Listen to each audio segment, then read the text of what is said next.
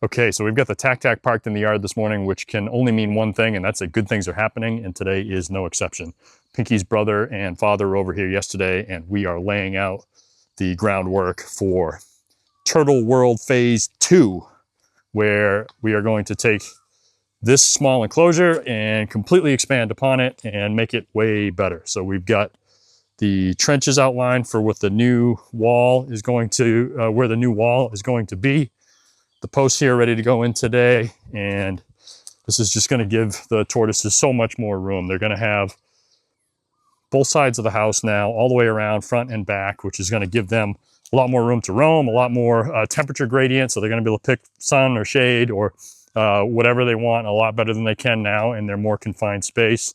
And most importantly, it's going to give the females space from the giant male, who loves to be super obnoxious to them at times, and it's easy for him to do that because they're in cramped quarters. So giving them all this space on opposite sides of the house, and I'm going to put some additional hiding boxes and things for them to keep themselves occupied and separated when they want to be. It's going to be a much better situation for all of them. So got the sand and the rock and the blocks there to get us started. Got some concrete mix over here, and yesterday, the guys tied all of this rebar stuff by hand, which is like super tedious. And I tried doing just one of these things and like took me forever. The rest of the guys did like 8 or 10, way better than I did in the same amount of time. So I kind of let them just finish up that work. So the guys are out here kicking ass today on the tortoise pen. We got the one-legged ditch digger, who is absolutely crushing it here, hopping around on 1 foot, trenching into rock hard earth. And then we got Dad over here with the custom rig metal jig that these guys crafted up last night. Now he's bending these wires into these little custom sized collars that fit around the rebar. And these are for the posts, for the concrete posts that they're going to pour later. That's a rebar that holds these things together. For the larger ones, they had bought these little rings, these little square rings, pre-made, pre-bent, and then just wire tied them to these long runs of oh my God, totally drawn a blank. But yeah, this stuff, you know what I'm talking about. And then Dad didn't have the pre-bought ones to fit what he needed, so they measured and then made this jig last night. And now he's just taking straight wire or straight rod and bending it to what he needs. So pretty ingenious. Let me get out of the way. I'm impeding progress here. Super, super cool. So I understand you just got back from running a couple errands. Yes. What'd you do? I go pay property taxes. You paid property taxes for your parents' house, and you paid the annual trash pickup, right? Mm-hmm. Yes. What was the cost of those services? $280. 280 baht for everything, right? For 1 year of property taxes. And that is what, like less than $10 US. So it was 240 for the trash pickup, right? Yeah. Which is the most expensive. And then 40 baht for the tax. 40 baht for the taxes, which is like, I don't know, $50? $1.50, not even $1.50 US for property taxes, one time a year. Yeah, one time a year. You have to go pay that. Insane. Hey, so just finishing up a haircut here in the village, and I walked out for 100 baht all in, which is about, I don't know what, $3 US. So I don't know what happened in the US, but apparently sometime while I was taking a nap, the price of the average haircut went from like $12 up to, I don't know, $45 plus tips. So you're all into these things for 50, 60 bucks. And it's a service that, as far as I know, like nobody actually enjoys. It's just one of those cost of living things that you have to get done periodically. And that's one of the reasons I love living here, is because that kind of stuff is so cheap.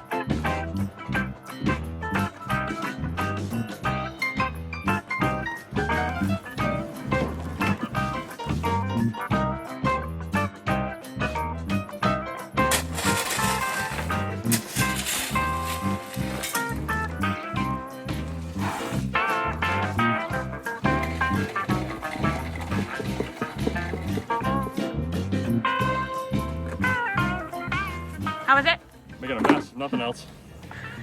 Working on the farm.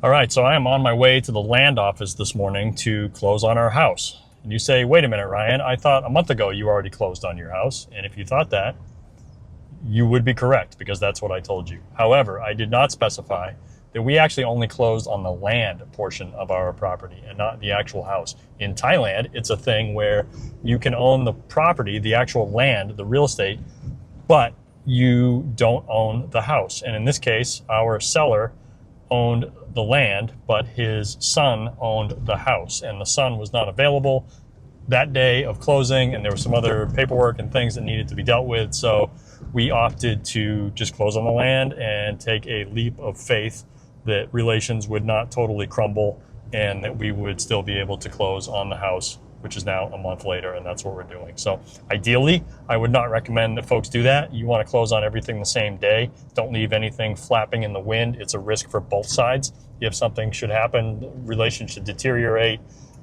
who knows, somebody gets hit by a bus, whatever. Like, you want to close on them the same day. But I didn't want to risk losing the actual property, and I figured the house is kind of a pile of junk anyway, so if for some reason it was disputed, we could always just build a new house on a different part of the property and still be okay. So it was a gamble that I was willing to take.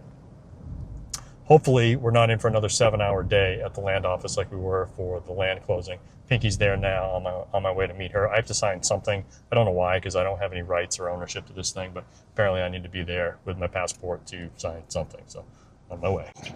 So we successfully closed on the house today, and our de facto agent, who also happens to be Pinky's cousin, has decided to take us on a celebratory dinner tonight. So I am in the process of loading up about, 17 people in the back of the truck. Cab's about to be full with some elderly people, as they have all opted to have the guy who, based on seat time, is probably the least qualified to drive on what is instinctively still the wrong side of the road for him, to cart everybody to dinner tonight. So what could possibly go wrong?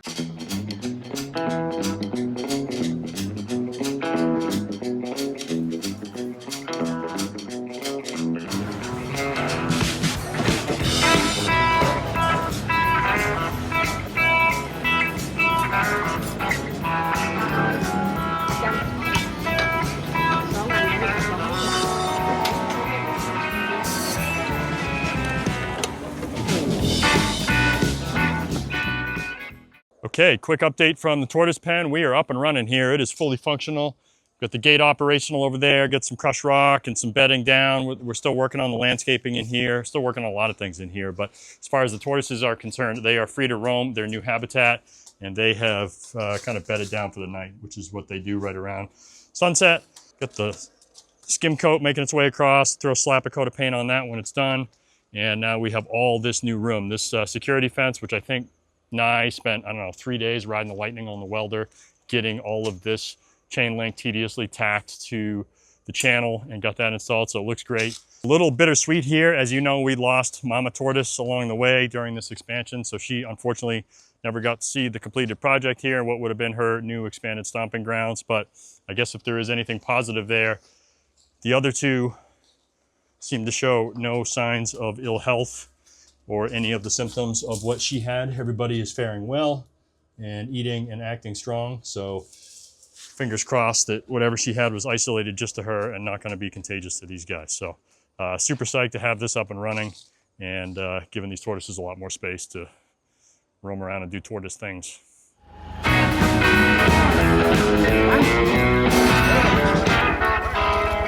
Hello.